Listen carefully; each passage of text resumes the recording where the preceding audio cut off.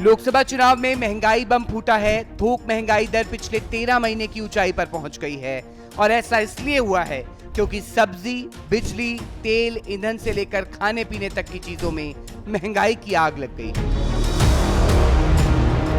Wholesale inflation यानी थोक महंगाई दर लगातार दूसरे महीने बढ़कर 1.26% हो गई। Ministry of commerce and industry ने बताया है कि अप्रैल 2024 में महंगाई की बड़ी वजह मुद्रास्फीति में बढ़ोतरी थी। खाने पीने की चीजों के रेट बढ़ना, कच्चे तेल का महंगा होना, प्राकृतिक गैस के दाम में बढ़ोतरी, खाद्य उत्पादों का निर्माण महंगा होना। भारत में महंगाई का राजनीति से सीधा कनेक्शन होता है। महंगाई के कारण सत्ता पक्ष और विपक्ष के बीच वार पलटवार भी होता रहता है, लेकिन इन सब से बदलता कुछ नहीं है। महंगाई की मार आम जनता को ही झेलनी पड़ती है। जो महंगाई नरेंद्र मोदी जी की सरकार बढ़ाती जा रही है, जो पेट्रोल के दाम बढ़ते जा रहे हैं, जो गैस के सिलेंडर के दाम बढ़ते जा रहे हैं, इसके खिलाफ देखिए ताली बज रही है। यूपीए के समय 400 रुपए का गैस सिलेंडर होता था। यूपीए के समय 400 रुपए का गैस सिलेंडर होता था, आज 1100 रुपए का है। यूपीए के समय 60 रुपए का पेट्रोल होता था, आज 107 रुपए का है। और भाइयों और बहनों, हम सब जानते हैं कि सबसे ज्यादा महंगाई की चोट हमारी माताएं और बहनों को लगती है। सबसे ज्यादा चोट उनको लगती है। जब भी कांग्रेस आती है, महंगाई लाती है। इस बार फूड इन्फ्लेशन ने सबसे बड़ा झटका देने का काम किया है। आंकड़ों के मुताबिक अप्रैल में खाद्य वस्तुओं की महंगाई दर बढ़कर 7.74% हो गई, जो मार्च में 6.88% थी। सब्जियों की महंगाई दर 23.60% रही, जो मार्च में 19.52% थी। ईंधन और बिजली में मुद्रास्फीति अप्रैल में 1.38% रही, जो मार्च में -0.77% थी। लोकसभा चुनाव के बीच महंगाई के ग्राफ का यूं आसमान छूना सरकार के लिए मुसीबत तो विपक्ष के लिए चुनावी ब्रह्मास्त्र बन सकता है।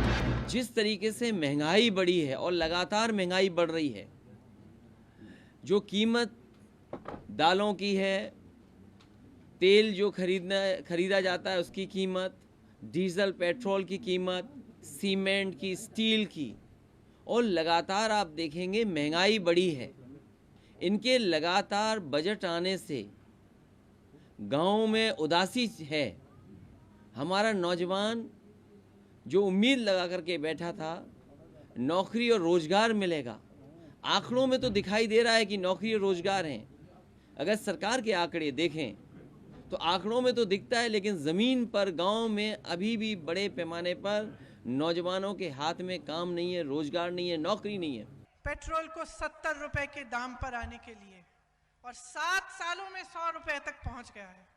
डीजल का दाम देखिए, आपको ना गन्ने का दाम मिल रहा है, ना गेहूं का, ना धान का। बिजली की बड़ी बड़ी बिलें आ रही हैं, खाद नहीं मिलती, बीज नहीं मिलते, गैस सिलेंडर आपको पकड़ा दिए गए। आज क्या आप गैस सिलेंडर खरीद सकते हैं?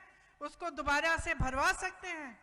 छोटे छोटे जितने भी व्यापारी हैं, दुकानदार हैं, जीएसटी की वजह से उनको कितना नुकसान हुआ है, कोरोना की वजह से कितना नुकसान हुआ है। ये एक बहुत बड़ी लड़ाई है। ये सिर्फ कांग्रेस पार्टी की लड़ाई नहीं है, ये देश की लड़ाई है। आइए अब ये जानने की कोशिश करते हैं कि थोक महंगाई दर क्या होती है और इसका कैसे असर पड़ता है। दरअसल थोक महंगाई ज्यादा होने से मैन्युफैक्चरिंग प्रोडक्ट की लागत बढ़ जाती है। इसका असर उपभोक्ताओं पर पड़ता है। थोक महंगाई का ज्यादा असर मेटल, केमिकल, प्लास्टिक और रबर जैसे प्रोडक्ट पर होता है, क्योंकि इससे मैन्युफैक्चरिंग की जाती है और लागत बढ़ने की वजह से खुदरा दाम भी बढ़ जाता है, जिससे आम आदमी पर खुदरा महंगाई का बोझ आ जाता है। चुनावी गर्मागर्मी के बीच ministry of commerce and industry की तरफ से जारी किए गए महंगाई के आंकड़े बेहद चौंकाने वाले हैं। चुनावी मौसम में उम्मीद की जाती है कि महंगाई घटेगी, लेकिन अप्रैल में महंगाई बढ़ने से हर कोई हैरान है।